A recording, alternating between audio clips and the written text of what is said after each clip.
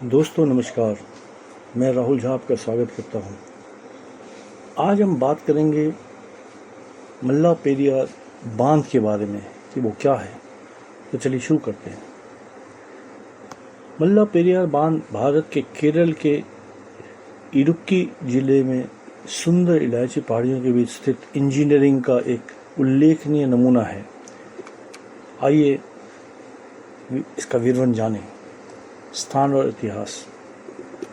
यह बांध कोच्चि से लगभग 150 किलोमीटर दूर दक्षिण पूर्व में केरल की राजधानी त्रिवेंद्रम या तिरुवनंतपुरम से लगभग 200 किलोमीटर उत्तर पूर्व में स्थित है। मल्ला पेरियार बांध का निर्माण 1887 यानी 1887 में शुरू हुआ और 1895 तक पूरा हो गया। यह ब्रिटिश इंजीनियर जॉन पेनिक्विक के प्रयासों के कारण अस्तित्व में आया। बांध का प्राथमिक उद्देश्य सिंचाई और बिजली उत्पादन के लिए पेरियार नदी से पानी को पड़ोसी राज्य तमिलनाडु में वैगई नदी बेसिन में मोड़ना था। तकनीकी विवरण।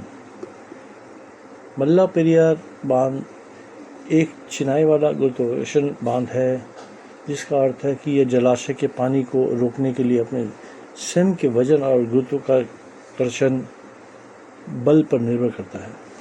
इसकी मुख्य विशेषताएं शामिल हैं: ऊंचाई। नींव से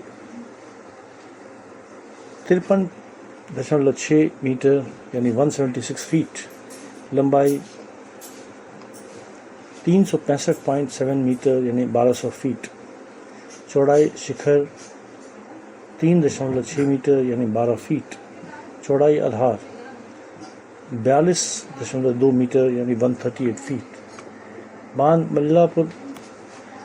मल्लायार नदी और पेरियार नदी के संगम पर बनाया गया है। बांध द्वारा बनाए गए जलाशय की कुल क्षमता लगभग 443 मिलियन क्यूबिक मीटर या 3,59,332 एकड़ फीट है, जिसमें लगभग 299 मिलियन क्यूसेक मीटर यानी 2,42,509 एकड़ फीट की सक्रिय क्षमता है। परिचालन विवरण। बांध पश्चिमी घाट में समुद्र तल से 881 मीटर यानी 2,890 फीट की ऊंचाई पर स्थित है। दिलचस्प बात यह है कि हालांकि यह केरल में स्थित है, लेकिन मल्ला पेरियार बांध का संचालन और रखरखाव तमिलनाडु द्वारा किया जाता है। बांध के जलाशय के चारों ओर स्थित पेरियार राष्ट्रीय उद्यान इसकी प्राकृतिक सुंदरता और पारिस्थितिक महत्व को बढ़ाता है। व्युत्पत्ति। मूल रूप से पेरियार बांध के रूप में जाना जाता है। इसका मुख्य उद्देश्य पेरियार नदी के प्रवाह को विनियमित करना था। वर्तमान नाम मल्लायार नदी और पेरियार नदी के नामों का मिश्रण है, जो बांध स्थल पर उनके संगम को दर्शाता है। हाल की चिंताएं। हाल के वर्षों में बांध की संरचनात्मक अखंडता के बारे में चिंताएं रही हैं। 2021 की एक रिपोर्ट ने इस बात पर प्रकाश डाला है कि मल्ला पेरियार बांध एक सदी से भी अधिक पुराना होने के कारण भूकंपीय रूप से सक्रिय है और इसमें महत्वपूर्ण खामियां हैं। यदि यह विफल हो जाती है तो लगभग 35 लाख यानी 3.5 मिलियन लोगों के लिए जोखिम पैदा करता है। तो आपके पास यह है इतिहास और इंजीनियरिंग का एक आकर्षक टुकड़ा, जो इस क्षेत्र में जल प्रबंधन और बिजली उत्पादन में महत्वपूर्ण भूमिका निभाता है। इस बांध के पर्यावरणीय प्रभाव क्या हैं? आइए मल्ला पेरियार बांध से जुड़े पर्यावरणीय प्रभावों पर गहराई से विचार करें। पारिस्थितिकीय व्यवधान। बांध के निर्माण से एक महत्वपूर्ण क्षेत्र में बाढ़ आ गई, जिसके परिणाम स्वरूप जंगल, घास के मैदान और अन्य प्राकृतिक आवास जलमग्न हो गए। यह व्यवधान स्थानीय वनस्पतियों और जीवों को प्रभावित करता है। बांध के पीछे बना जलाशय पेरियार नदी के प्राकृतिक प्रवाह को बदल देता है, जिससे नीचे की ओर परिस्थितियां तंत्र प्रभावित होते हैं। जल प्रवाह में परिवर्तन जलीय जीवन, तलछट, परिवहन और पोषक चक्र प्रभावित करता है। जैव विविधता का नुकसान। जलाशय के कारण होने वाली बाढ़ ने बहुमूल्य जैव विविधता वाले हॉटस्पॉट को जलमग्न कर दिया। कई पौधों और जानवरों की प्रजातियों ने अपना आवास खो दिया, जिससे स्थानीय विलुप्ति हुई। इसके अतिरिक्त परिवर्तित जल स्तर और प्रवाह पैटर्न मछली के प्रवास और प्रजनन स्थलों को नकारात्मक रूप से प्रभावित कर सकते हैं। गाद और तलछट प्रवाह। बांध तलछट को फंसाते हैं तो अन्य नीचे की ओर बहता है। समय के साथ यह जलाशय में गाद जमा होने की ओर जाता है। नीचे की ओर तलछट के प्रवाह में कमी से नदी तल की स्थिरता, पोषक तत्वों की पूर्ति और तटीय पारिस्थितिकी तंत्र प्रभावित होते हैं। जल गुणवत्ता में परिवर्तन। जलाशय में स्थिर पानी से जल गुणवत्ता संबंधी समस्याएं हो सकती हैं, जिसमें शैवाल की वृद्धि, धूलित ऑक्सीजन में कमी और प्रदूषण का संचय शामिल है। जलाशय में कृषि अपवाह और औद्योगिक निर्वहन जल गुणवत्ता संबंधी समस्याओं को बढ़ा सकते हैं। भूकंपीय जोखिम। मल्ला पेरियार बांध भूकंपीय रूप से सक्रिय क्षेत्र में स्थित है। भूकंप इसकी संरचनात्मक अखंडता के लिए एक महत्वपूर्ण जोखिम पैदा करता है। एक दरार से नीचे की ओर भारी मात्रा में पानी निकल सकता है, जिससे लाखों लोग प्रभावित होंगे और व्यापक क्षति होगी। सामाजिक और सांस्कृतिक प्रभाव। बांध के निर्माण ने स्थानीय मुल्क को विस्थापित कर दिया है, जिससे आजीविकी और सांस्कृतिक प्रथाओं में बदलाव आया।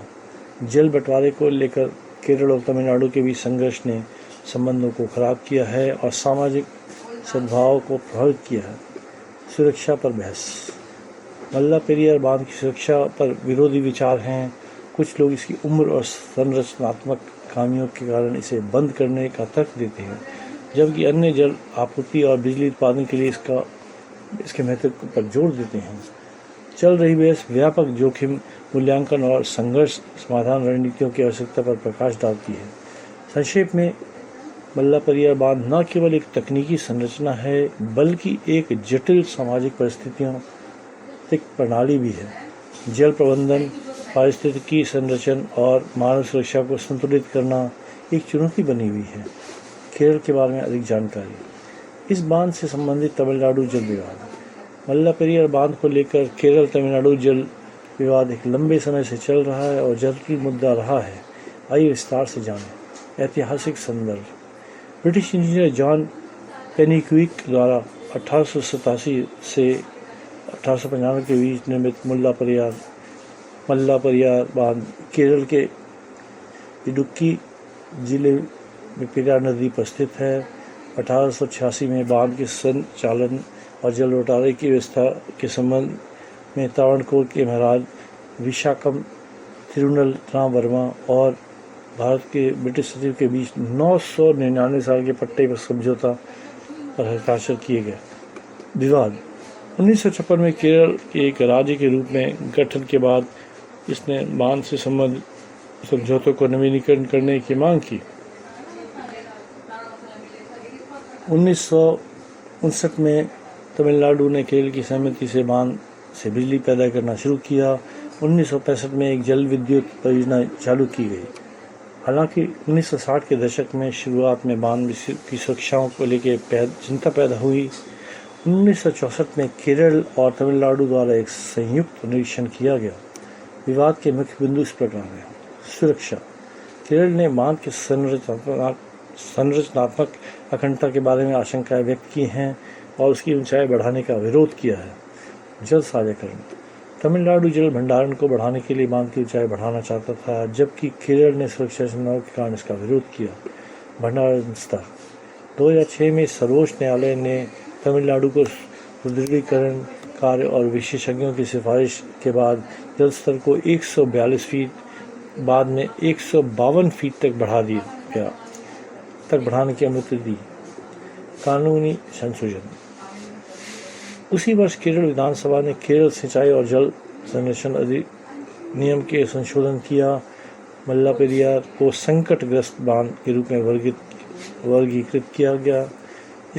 उसकी भंडारण क्षमता को 136 फीट तक सीमित कर दिया।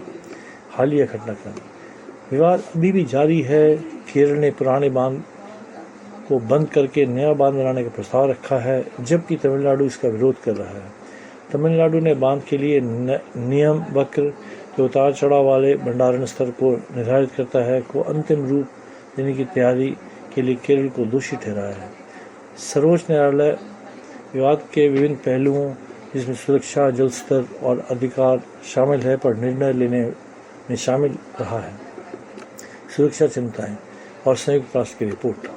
2022 की संयुक्त राष्ट्र की रिपोर्ट मल्लापेरियार बांध के बारे में चिंता जताई, जिसमें कहा गया कि यह विफल होने से के जोखिम का मामला सामने आ रहा है। बांध की उम्र, क्षेत्र में भूकंपीय गतिविधि और संरचनात्मक दोषों ने सुरक्षा बहस को और तेज कर दिया है। निकासी और नियंत्रण। हाल के दिनों में केरल ने तमिलनाडु द्वारा बांध से पानी छोड़ने की योजना बनाने पर निकासी उपाय शुरू किए हैं। मौजूदा बांध पर डाउनस्ट्रीम क्षति और नियंत्रण खोने का डर एक केंद्रीय मुद्दा बना हुआ है। संक्षेप में, मल्लापेरियार बांध विवाद जल प्रबंधन, सुरक्षा और अंतर्राज्यीय संबंधों के बीच नाजुक संतुलन को दर्शाता है। एक ऐसी गाथा है जो इंजीनियरिंग, राजनीति और पर्यावरण संबंधी चिंताओं को आपस में जोड़ती है। इस बांध के क्या लाभ हैं? आइए मल्लापेरियार बांध के लाभों का पता लगाएं, जो भारत के केरल के सुंदर इलायची पहाड़ में स्थित एक उल्लेखनीय इंजीनियरिंग उपलब्धि है। सिंचाई। मल्लापेरियार बांध कृषि भूमि की सिंचाई में महत्वपूर्ण भूमिका निभाता है। यह तमिलनाडु के 5 जिलों थेनी, मदुरई, शिवगंगा, रामनाथपुरम और डिंडीगुल में लगभग 6,85,000 हेक्टेयर यानी 1.7 मिलियन एकड़ को पानी प्रदान करता है।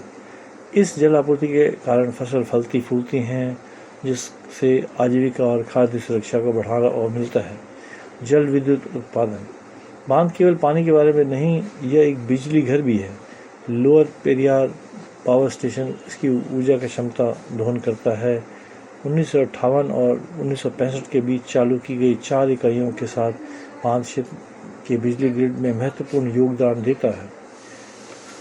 161 मेगावाट स्थापित क्षमता घरों, उद्योग और बुनियादी ढांचों के बीच के लिए बिजली सुनिश्चित करता है। पेयजल आपूर्ति।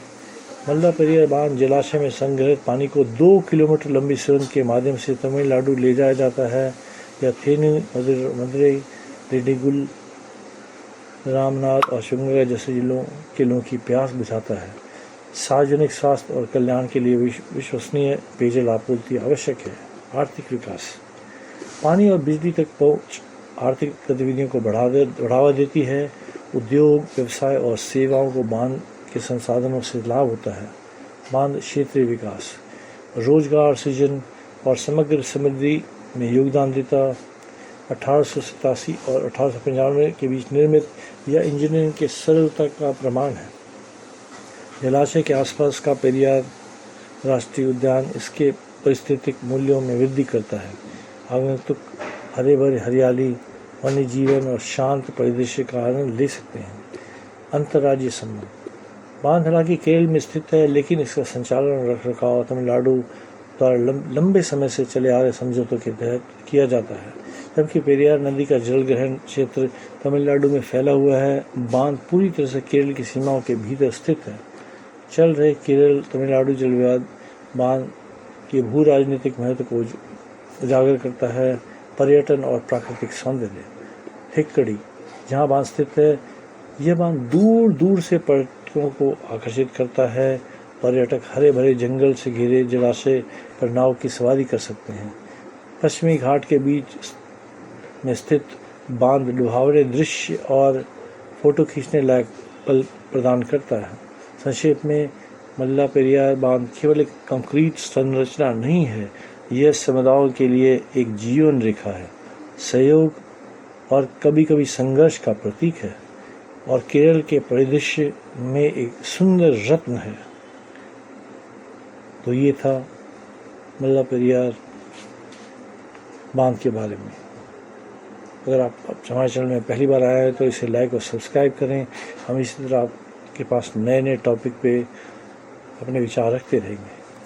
धन्यवाद।